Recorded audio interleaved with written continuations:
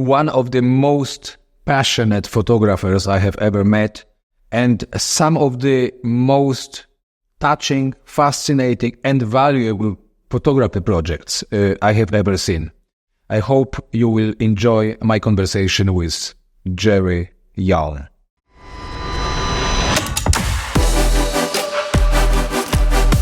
Okay, Gerry, welcome to Frames. Thank you so much, for joining me. We have been trying to connect for weeks. It's finally.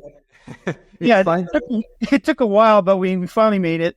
And I just want to thank you, Tomasz, for having me on the channel.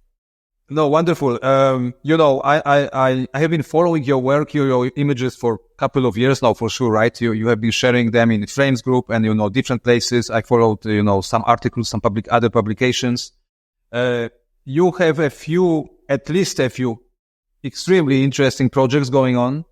But I guess the one you are the most, famous for is the Families of the Dump, the thing which you started on, in 2013, I guess you mentioned, right, in Thailand, photographing, communities of people, of refugees, on a garbage dump, right, which you discovered by coincidence. Tell us about the origins. This is such an important project, such a fascinating, touching project. Tell us how it started, where it started, and what is it all about? Well, I'd been photographing in Thailand for 10 plus years. And I learned to speak a fair amount of Thai, and I could read and write basic Thai. So I wanted to continue my work inside Thailand because I've always felt that language was an important part of the process for me, because it allows me to communicate with my subjects, learn about their lives, build trust, and then continue to photograph over a number of years. So I wanted a Thai project, and I'd found a YouTube video about people working in a garbage dump outside Phnom Penh in Cambodia. And so I thought, well, maybe there's something similar in Thailand where I can use my wondrous language skills to help me communicate. And I did find a place in Masad, which is right next to the Burmese border. And what had happened was Burmese refugees had come across the border and were working the garbage. So I went there and proceeded to make photographs and make friends. And it's been 11 years now. So was this kind of, explorations and this kind of, walks and places, was it something you were kind of always curious about, even before, starting working, or it happened by some kind of a coincidence? No, it wasn't a coincidence. I always was influenced by W. Eugene Smith and Lewis Hine, photographers of that nature, people who told the documentary story of the lives of people. And told it with compassion and empathy and truth. So what I always wanted to do was to tell such a story. And I'd done it in different degrees and different ways, but I wanted to do it at the dump, especially after the first time I went there. I was freaked out. I couldn't handle it. It was overpowering. You're covered in flies, the smells, the heat. I was just like, kind of, even though I'd traveled throughout Southeast Asia, and I thought I was this tough guy who could take it. When I went there the first time, it was just overwhelming. And then I met a young girl who was working the garbage. She dealt with it like a 12-year-old girl she was working with her father in the garbage, and she had such grace and humanity. And I thought, well, stop being a baby. Let's get this done. And from then on, it got easier and easier. And over the years, from 2013 till last trip there was 2022. I've been to the dump hundreds of times, and the important thing is it's not only a photography project, it's a project to help the people in the dump. So the photographs are a force for good. That's the way I look at it. So before I took one photograph in the dump, I donated bags of food to the people who are living there. And that sort of built to the point where we've done about $10,000+ of donations to the people in the dump. So the photographs have led to donations and have led to things like headlamps and boots and medicines and everything going back to the families. So it's sort of my dream come true in that the photographs I made helped the people in the photographs. You weren't just taking, you were also giving. It was a two-way road.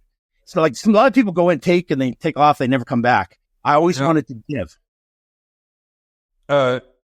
This particular project, so was it also a result of your photographic, interests? Like, were you into documentary photography and anyway, or kind of, or you discovered it, through this situation? Or was it something you have been actually doing before, maybe different places? Yeah.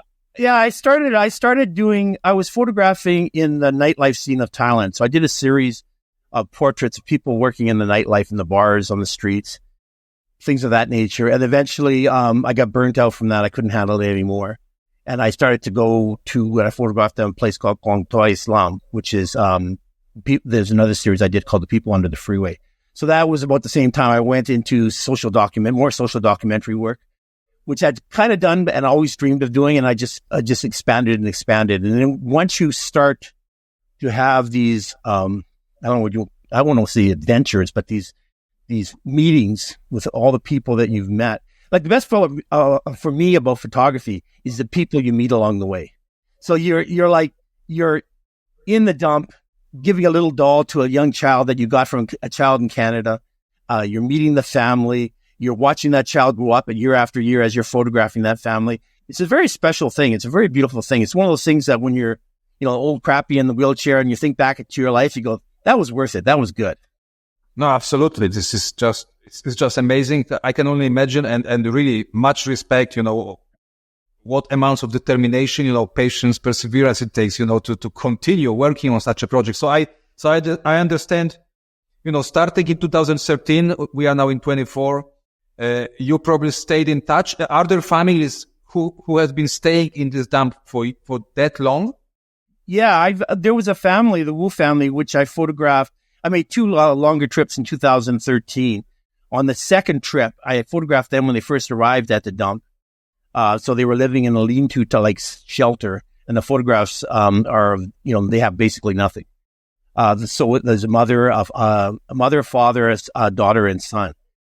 Through the years, I photographed them as they've all grown up. The last time I was there, I found out the father had passed away.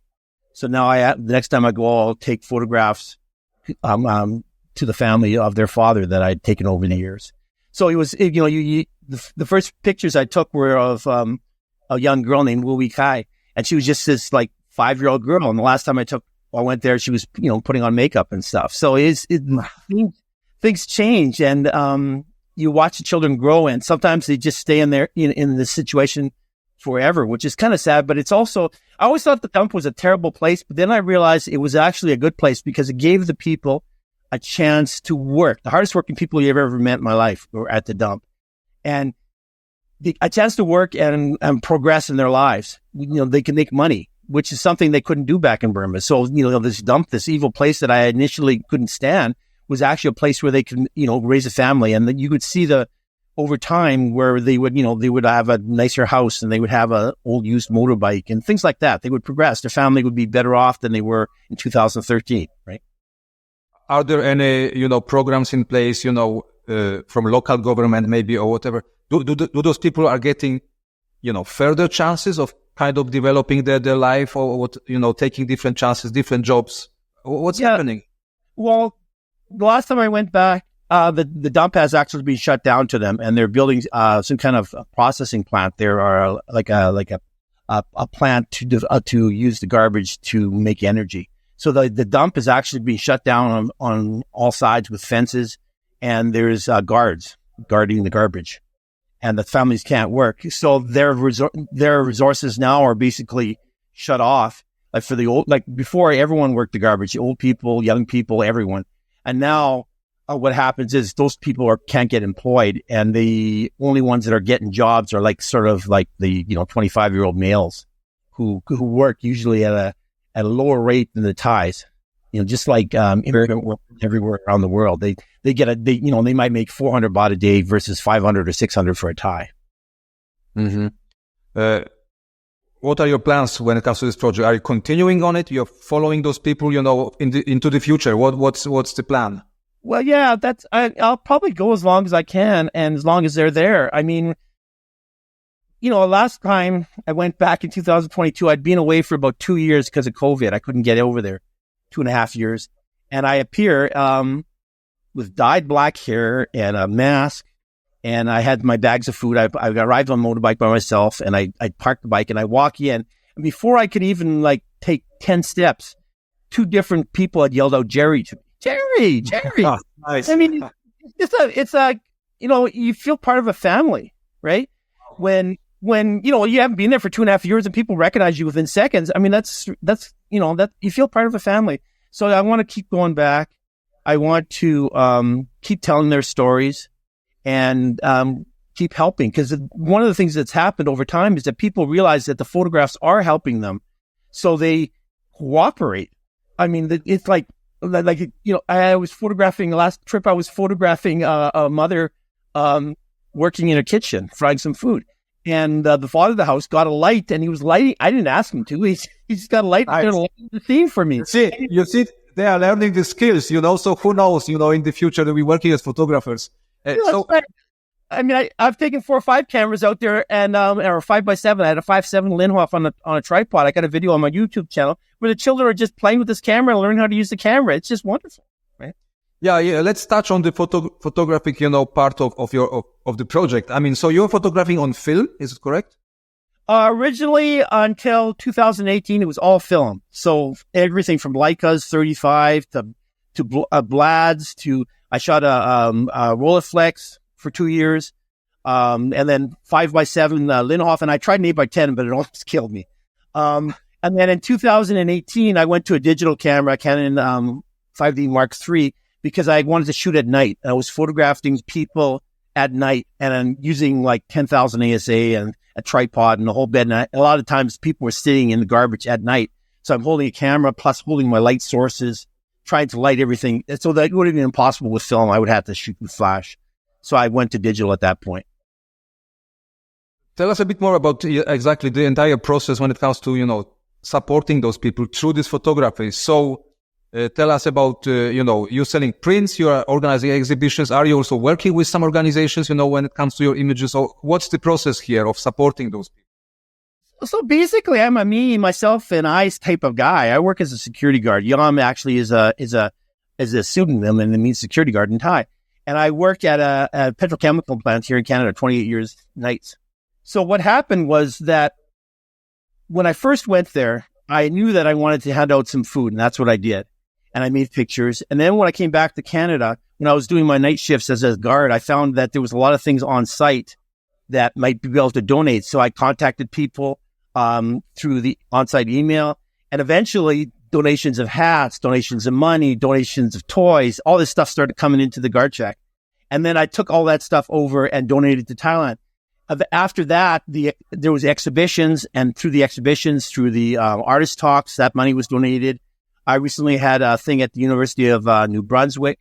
We sold $6,000 worth of prints, which is the biggest of my, photo career. And so that money will go back when I go back in next trip, and I'll start buying stuff, because $6,000 lasts a heck of a long time in Thailand. Now, $6 for boots, $10, $12 for a headlamp, that goes a long ways. Yeah, wonderful. No, I was just thinking, I want to be on board in some way or form. Let's talk later. As frames, I would love to show your work, maybe the magazine, and then, do something also, so that we, Thank you. Thank you. It would be amazing. Tell me a bit more about, now let's switch to purely photographical part. Okay. Your choice, I guess it's mainly black and white images, right? That's right. I'm a darkroom guy, so black and white was what I loved. Tell us about your artistic choices here, about your, about the main challenges maybe of photographing such place, and about what's fulfilling you the most in this, now let's separate things in this photographic, kind of way. For me, the magic moment in photography, black and white photography, was always when I first, people always talk about when they're developing a print, it's when it comes out in the developer, but that wasn't it for me. The magic moment was when I had it in the fixer bath, in the fixer tray, and I turned on the room light and I saw it glistening under the fixer, right? And it was just like, that was the high of highs. That was what got me most excited about photography. It was just, when you failed, it was bitter, and I'd be swearing in the dark room. But if you get success, I would scream up, and my wife would be upstairs, and she said, "You had a good print last night, didn't you?" Because it was just like a raw emotion. It would come out of me. And so that's what I've always loved about darkroom work, and then why I wanted to continue to do film as long as I could, because I just love the experience of touching everything. And, like I would, shoot a 35 negative on Tri-X and then bleach the print and, tone it and all, all these touches where you're like connected to the work. I thought that was so beautiful. And I always hated what digital prints look like. What was a turning point for me going digitally was that I found that I could make digital negatives. So I could shoot it digitally and have those advantages of faster speeds and all that stuff, right? The focusing and all the modern tools. And then I could go into my Photoshop and make a digital negative and then go into a traditional darkroom and I'd be making salt prints and platinum prints, and I want to do silver gelatin. And I haven't done that yet. But all these processes using a digital camera and a digital negative. So it's sort of the same thing, it's just a different tool. So by digital negative, you mean, so you're having a digital negative file, but then you are actually printing it also on a physical medium? Yeah. What you do is you use a curve on, there's a way to set up a curve for different photographic processes for platinum, palladium, or for salt or whatever. And then you manipulate the image on Photoshop, you invert it, turning it into a negative, then you print it on a clear piece of plastic. Okay. It becomes a negative, right? And then after that's dried, then you sandwich that with your photo paper and making salt prints or platinum prints or whatever and expose it to UV light and go through all that. So that, I have the beauty of the darkroom and yet the freedom of digital too. Best of both worlds, right? Perfect. Yeah, Everything. Yeah. Yeah, it's freaking awesome. How about putting or have you done it maybe, putting this project or one of your other projects into a book? That's my lifelong dream. I mean, the problem is, getting someone interested in helping me out with that, because I don't want to, I've done the self-publishing things through Blurb and things like that, but I've never been quite happy with the quality. I would love to have, 100 books if I could get them, right?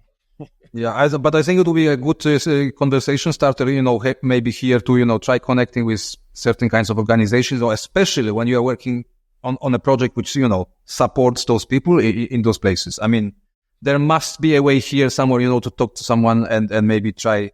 I've always been a guy that sort of just follows my heart, and I'm not really good at canvassing or, entering. And I just I go to a place, I see something, and I make a picture of it, and I try to become friends with the people that I'm photographing, and then come back and tell their story over a long period of time.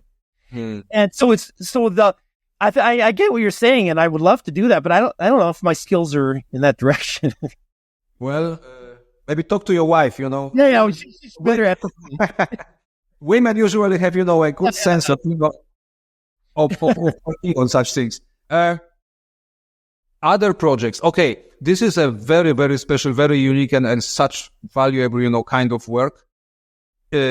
You make those trips. You're based in Canada, so you make those, occasional trips to Thailand.